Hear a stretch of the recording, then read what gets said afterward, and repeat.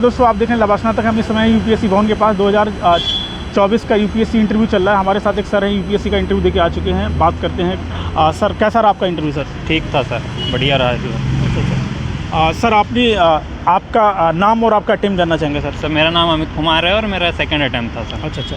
हाँ सर आपका जब बोर्ड आपका इंटरव्यू स्टार्ट हुआ तो सबसे पहले आपका किस तरह के क्वेश्चन थे आपके? सर पहले तो मेरा इंट्रो पूछा गया, उसके बाद जो मेरा डेफ था उस पर ही क्वेश्चन बनाया गया। चूँकि मैं रूरल बैकग्राउंड से हूँ और बैकग्राउंड में फार्मिंग करता हूँ, पापा जी फार्मिंग करते हैं, इसलिए क्वेश्चन बेसिकली उस पर ही बनाए गए थे।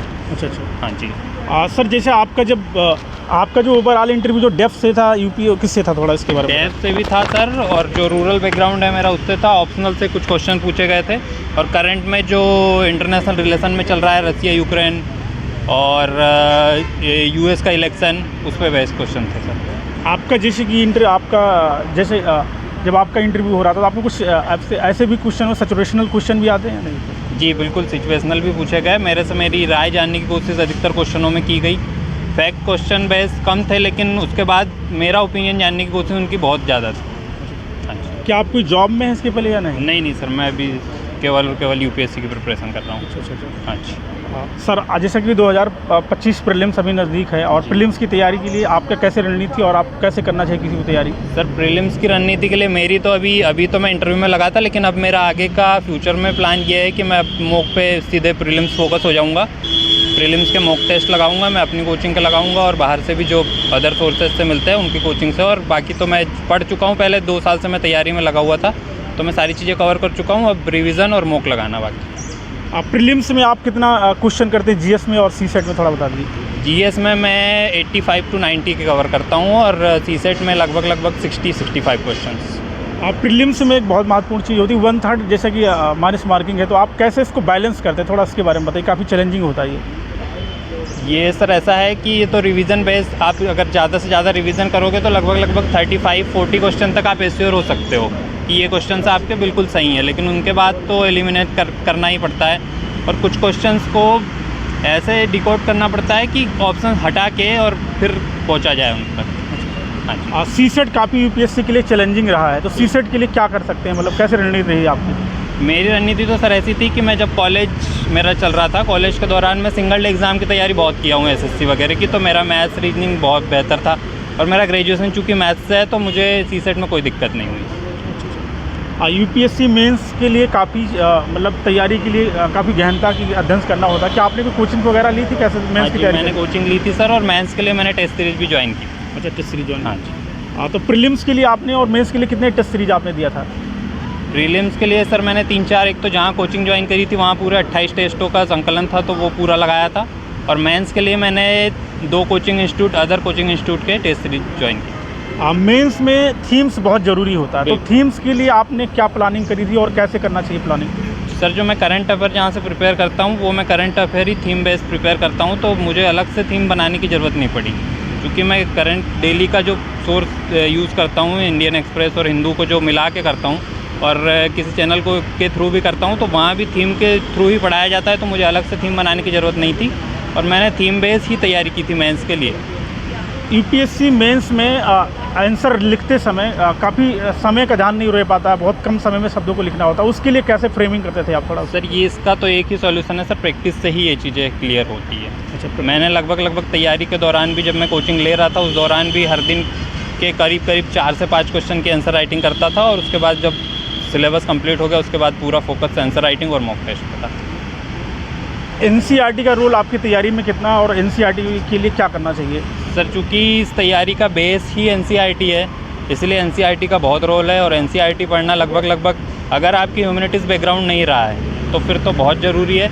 लेकिन चूँकि मैं पहले स्कूलिंग के दौरान ही पढ़ता था, और मुझे पहले से क्लियर था कि यूपीएससी करना है, तो मैंने उन्हें पहले से पढ़ रखा था, तो मुझे कोचिंग के दौरान तो पढ़ने की ज़रूरत नहीं पड़ी, लेकिन जो मैंने सिनॉप्सिस उनके समरी जो बनाई थी मैं उनको रिवाइज़ करता रहता था। इंटरव्यू के दौरान जैसे कि मॉक इंटरव्यू, क्या आपने कोई मॉक इंटरव्यू दिया था या नहीं दिया? जी हाँ, दिए थे सर मैंने। अच्छा। 4 मॉक इंटरव्यू। 4 मॉक इंटरव्यू और रियल इंटरव्यू में क्या डिफरेंसेस आपको लगा?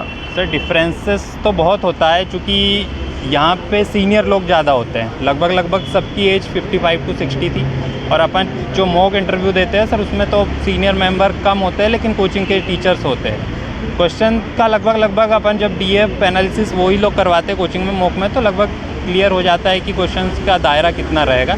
एक प्रैक्टिस बैठने का, जाने का, उठने का, ये चीज़ें क्लियर हो जाती है मॉक से। जैसे कि आप मध्य प्रदेश से शायद आप हैं। जी हाँ सर। तो अभी फॉरेस्ट रिपोर्ट आई है, क्या इससे भी क्वेश्चन पूछे गए आपसे? नहीं सर, इससे मेरे से कोई वो नहीं पूछा, मेरे से हैप्पीनेस इंडेक्स से पूछा गया था और भूटान के बारे में क्वेश्चंस थे सर। हाँ। अभी 2025 प्रीलिम्स आ रहा है और जो भी नए बिगनर्स है वो तैयारी कैसे करें, क्या ध्यान रखना चाहिए? नए बिगिनर्स के लिए तो सर अब 2025 पे अगर भिड़ेंगे तो लगभग मेरे हिसाब से तो समय कम है, क्योंकि 4-5 महीने में प्रीलिम्स भी और मेंस भी सब सिलेबस, अगर जिनका सिलेबस हो चुका है उनको तो लगभग एक बार रिवीजन करके फरवरी से पूरे मॉक बेस हो जाना चाहिए।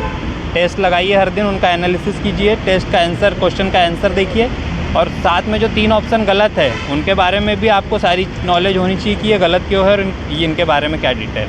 अगर वो एनालिसिस आपने सही किया है, आप दिन का अगर एक ही टेस्ट लगाओगे लेकिन एनालिसिस सही तरीके से करोगे तो होप बहुत ज़्यादा बढ़ जाती है। सीसेट के लिए किन विषय में विशेष फोकस करना चाहिए?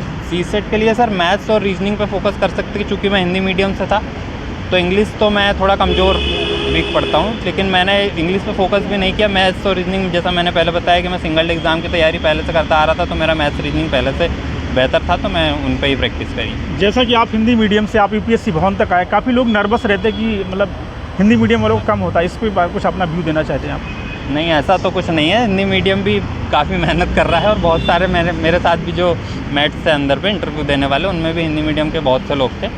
ऐसी कोई नर्वसनेस वाली बात नहीं है, मेहनत करिए, सब प्रयास करते रहिए और सफल होते। अंत में आप अपनी तरफ से क्या मैसेज देना चाहते हैं? अंत में यही है भाई, नर्वस नहीं होना है, मेहनत लगातार जारी रखनी है। 1-2 अटैम्प्ट तो लगते हैं, क्योंकि हिंदी मीडियम का बैकग्राउंड थोड़ा सा गड़बड़ होता है, पढ़ाई में थोड़ा सा लेवल मस्ती मजाक में, और कॉलेज लेवल पे तो कोई पढ़ाई नहीं करता, सब मस्ती करते हिंदी मीडियम। इसीलिए थोड़ा सा मेहनत करने का कोशिश करें, और चूँकि रेगुलर रहे इसमें, इस तैयारी के दौरान एक ही चीज़ है, कंसिस्टेंसी जिसने बना के रखी वो सक्सेसफुल होगा। हिंदी मीडियम में आपने कौन कौन सी बुक पढ़ी थी, अगर आप बताना चाहें तो थोड़ा सा? मैंने पॉलिटी के लिए तो स्टार्टिंग में तो लक्ष्मीकांत प्रेफर की थी, लेकिन बाद में रजनी कोठारी मैम की बुक प्रेफर की थी। स्टैंडर्ड बुक ही अधिकतर इकोनॉमी के लिए रमेश सिंह सर की थी, और मेंस में इकोनॉमिक्स के लिए मैंने अपनी कोचिंग मनीष सर के नोट्स और उनकी क्लासेस तैयार की थी। बाकी स्टैंडर्ड बुक थी RS शर्मा हिस्ट्री के लिए, स्पेक्ट्रम, ये चीज़।